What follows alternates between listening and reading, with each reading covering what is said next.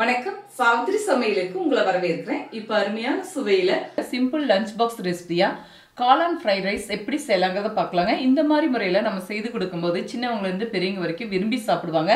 Hotel ஸ்டைலில் ரொம்ப டேஸ்ட்டாக இருக்குங்க இந்த காளான் ஃப்ரைட் ரைஸ்.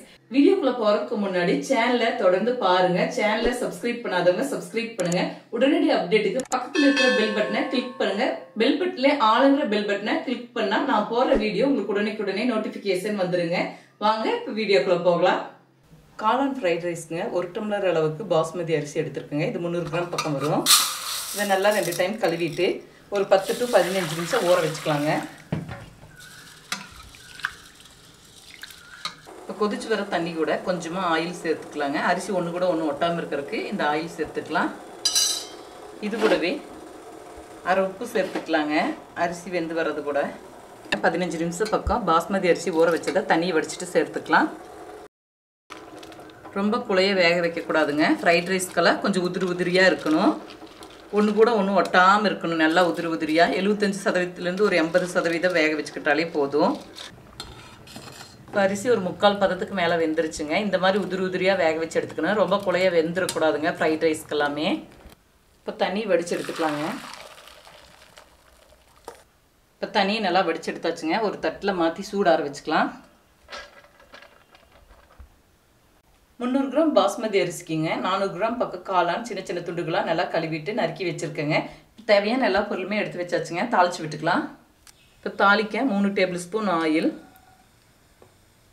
எண்ணெய் காஞ்சிருச்சுங்க. இது கூட தாளிக்க 7-8 பெரிய பல் பூண்டு பொடியாக நறுக்கி வச்சுருக்கேன். இதை சேர்த்து நல்லா வதக்கி விட்டுக்கலாம். பூண்டு நல்லா வதக்கி வந்துருச்சுங்க. இது கூடவே ஒரு பெரிய வெங்காயம் பொடியாக நறுக்கி வச்சுருக்கேன். நீங்கள் விருப்பப்பட்டால் நீலவாக்கிலையும் கூட நறுக்கி சேர்த்துக்கலாம். இதையும் சேர்த்து நல்லா வதக்கி விட்டுக்கலாம். இப்போ வெங்காயம் பூண்டு நல்லா வதங்கிருச்சுங்க. இது கூட எடுத்து வச்சுருக்கிற காளானை சேர்த்து நல்லா வதக்கி விட்டுக்கலாம். இது கூட தேவையான மசாலா பொடி எல்லாமே சேர்த்துக்கலாங்க. 1/4 டீஸ்பூன் மிளகாய்த்தூள், 1/4 டீஸ்பூன் கரம் மசாலா தூள், இப்போ 1 டீஸ்பூன் அளவுக்கு மிளகுத்தூள் சேர்த்துக்கிறேங்க. சாதம் சேர்த்துன பிறகு தேவையான அளவுக்கு மிளகு பொடி சேர்த்துக்கலாம். இது கூடவே சாதத்து கூட வேகும் போதே கொஞ்சம் உப்பு சேர்த்துருக்கேங்க. இப்போ தேவையான அளவுக்கு கொஞ்சமாக உப்பு சேர்த்துக்கலாம். டேஸ்ட் பார்த்து பத்தலைன்னா கடைசியாக பொடி உப்பு சேர்த்துக்கலாம். நல்லா காளான் வதங்கி ஒரு 3-4 நிமிஷம் வெந்து வரட்டுங்க. ஏன்னா காளான்லேயே உங்களுக்கு தண்ணி விடும். அதனால் நம்ம தண்ணி சேர்க்க வேண்டியது இல்லைங்க. காளானில் தண்ணி விட்டு நல்லா வெந்து அதுக்கப்புறம் தண்ணியெல்லாம் வற்றின பிறகு தான் நம்ம அரிசி சேர்த்துக்கணும். இல்லாட்டினா உங்களுக்கு சலசலன்னு இருக்கும். சாப்பாடு உதிரியாக இருக்காது. பாருங்கள் காளான்லேயே நிறையா தண்ணி விட்டுருக்கு. இந்த தண்ணியே போதும் காளான் வெந்து வரக்கு. காளானில் தண்ணி பத்தலைன்னா நீங்கள் லேசாக தண்ணியை தெளித்து வேக வச்சுக்கோங்க.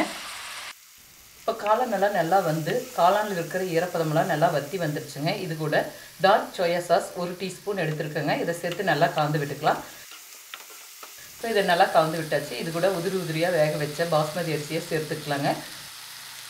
இது கூட தேவையான அளவுக்கு மிளகுத்தூள், ஸ்ப்ரிங் ஆனியன் பதிலாக நான் இன்றைக்கி பொடியாக நறுக்கின கொத்தமல்லி தழை சேர்த்துக்கிறேங்க. நீங்கள் ஸ்ப்ரிங் ஆனியன் இருந்தால் அதையும் சேர்த்துக்கலாம். இப்போ எல்லாத்தையும் நல்லா ஒன்று சேர கலந்துக்கலாங்க. கொஞ்சம் உப்பு பத்தலைங்க, உப்பு சேர்த்துருக்கேன். ஹை ஃப்ளேமில் வச்சு ஒரு 2-3 நிமிஷம் நல்லா கலந்து விடணுங்க. ஃப்ரைட் ரைஸ்க்கெலாம் ஹை ஃப்ளேமில் தாங்க கடைசியாக நல்லா சாதத்தை சேர்த்து கலந்து விடணும். இப்போ ஸ்டவ் ஆஃப் செய்துட்டு இறக்கி வச்சுக்கலாங்க. நல்லா கலந்து விட்டாச்சு.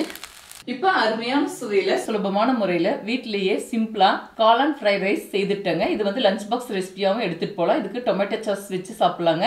இல்லாட்டி வெறுமனா சாப்பிடவே இந்த ஃப்ரைட் ரைஸ் ரொம்ப நல்லாயிருக்கும். இதே முறையில செய்து பாருங்க.